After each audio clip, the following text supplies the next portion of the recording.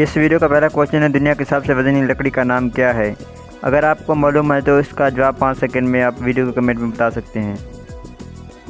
इसका जवाब है दोस्तों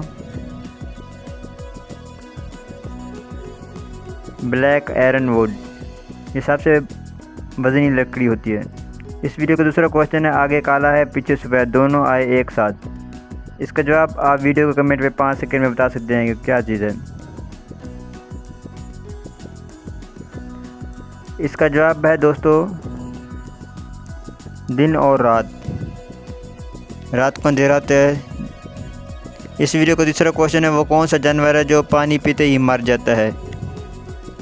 इसका जवाब आप वीडियो के कमेंट में 5 सेकंड में बता सकते हैं। इसका जवाब है कैंगरू। कैंगरू जानवर है, पानी पीते ही मर जाता है।